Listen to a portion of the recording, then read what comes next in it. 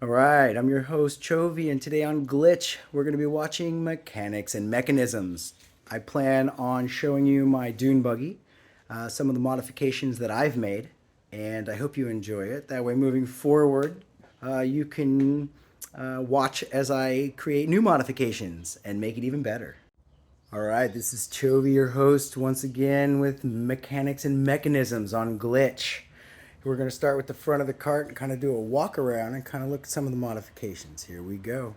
When I first got it, it was red. I'm going to be showing some pictures of that, but here we go. This is the front. And right now, this is one of my new projects, which we'll get back to, this light.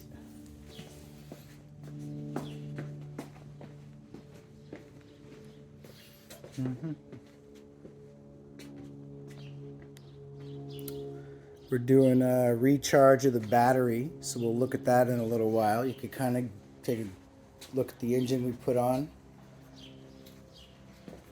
And then we got a little back tray here, which we'll look at.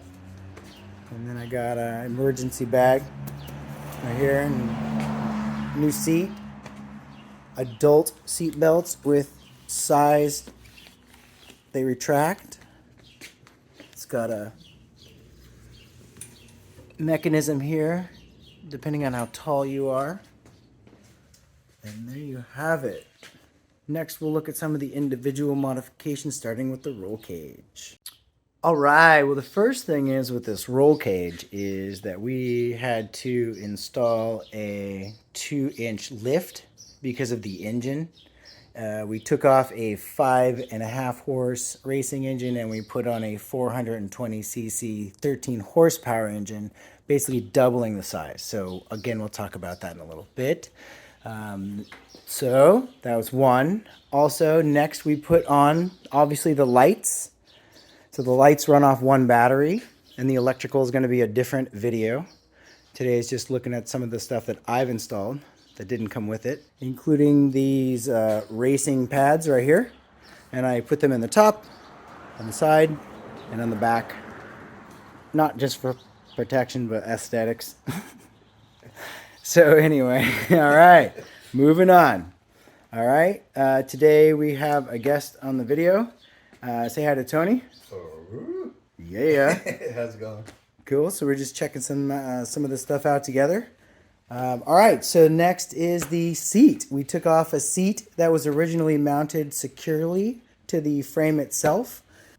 I mounted these rails to the frame so that, because I was bigger than this thing was intended for. So I moved it back, creating more space. I also put a 10-inch steering wheel on rather than a standard 12 or 13-inch steering wheel, which I took off, which gave me more leg space. All right. Next, we have the shocks. I put on these 13-inch shocks. They're longer shocks than originally came with the buggy itself, or the Yerf Dog. It's actually called the Yerf Dog. The bushings, I had to use the original bushings because the bushings that came with this didn't fit the cart. So it's kind of like a combination of multiple pieces. These coilovers can get a bit noisy too, as you can tell, so I'm working on that as well. But efficient when moving off-road. My plan is to install a second battery so we can have things like GPS, charging your cell phone, things like that. Because right now the battery controls the lights, the kill switch, and the starter. So the second battery will charge the charging station, the GPS, and the front floodlight. And hopefully after that, I'll be good to go.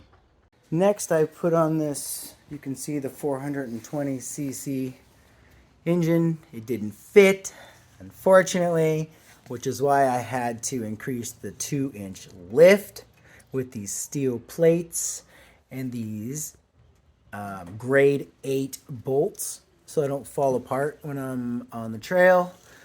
It is not only a key start, but it is also a pull start, so I can't get stuck on the trail either. So this is a brand new engine that I put on. I've started it like 3 times, so it should be a lot of fun this summer. So as you guys can see, I have this charging right now.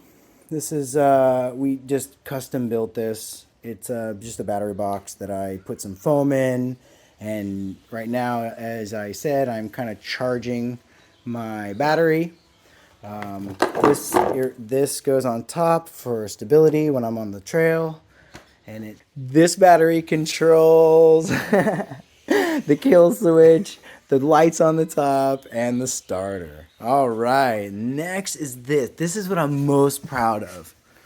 This is kind of a thing we custom made. This is a belt from a Harley because I couldn't find anything that would fit. This is another part that we had to put. This is a jack shaft that was originally on here, but we kind of made it better with this part. Then we have this clutch right here, which is awesome. Again, a different part.